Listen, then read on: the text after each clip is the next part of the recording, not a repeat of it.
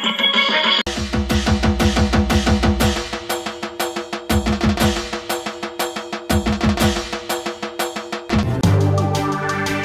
मान्यवर आहेत नंतरच मान्यवर अधिकारी असतील आपला ईश्वर आपसी विद्यार्थी होते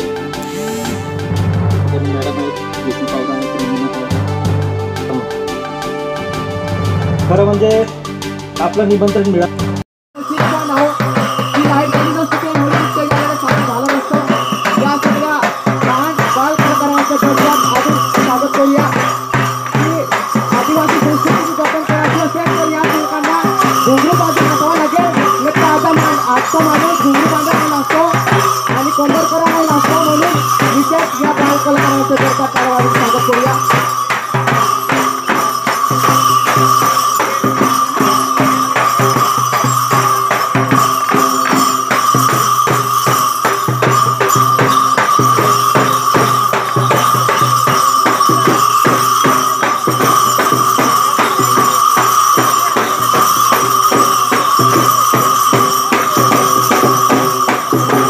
जसं आता हिना पवारांनी सांगितलं, आपल्या ज्यांनी आपसिंगने सांगितलं, ॲडव्होकेट छोटू वडवींनी सांगितलं, खरं आहे विद्यार्थी आपल्या प्रश्नांसाठी एकत्र आले, संघटना बांधली, संघर्ष केला.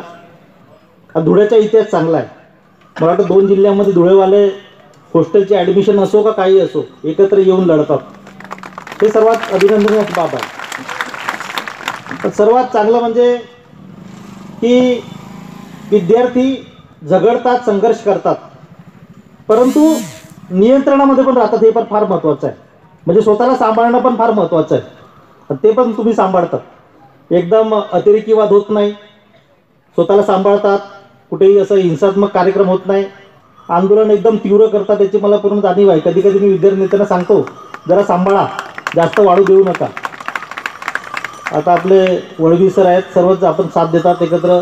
या ठिकाणी हॉस्टेलचे वार्डन आहेत, अधीक्षक आहेत, आपले सर्व वार्डनसुद्धा आपला सर्व सांभाळून घेतात आणि म्हणून कार्यक्रमांना चांगलं एक हे येतं, भव्य दिव्यता येते.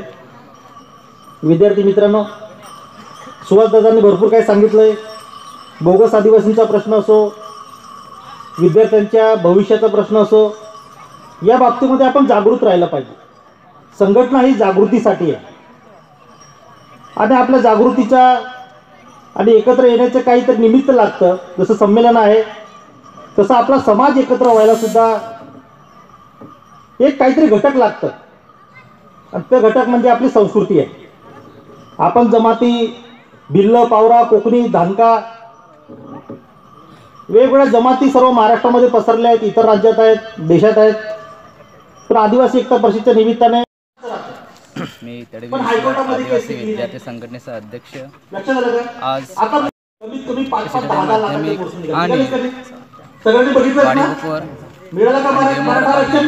या ठिकाणी आम्ही युवा सांस्कृतिक कार्यक्रम आयोजित केला आहे. कारण जेणेकरून आदिवासी विद्यार्थ्यांमध्ये जनजागृती व्हावी आणि संस्कृती टिकून राहिली पाहिजे, त्यासाठी हा प्रबोधनाचा कार्यक्रम आयोजित केला. जवळपास प्रबोधनाचा कार्यक्रम आम्ही 2-3 वर्षापासून हा कार्यक्रम राबवत असतो.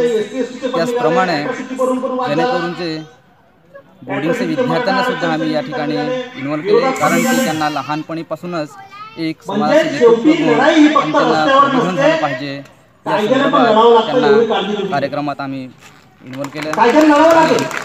जेणेकरून समाज बांधव एकत्रित झाले पाहिजे, त्यासाठी हा सांस्कृतिक कार्यक्रम या देवमोगरा कॉलनीत आयोजित केला.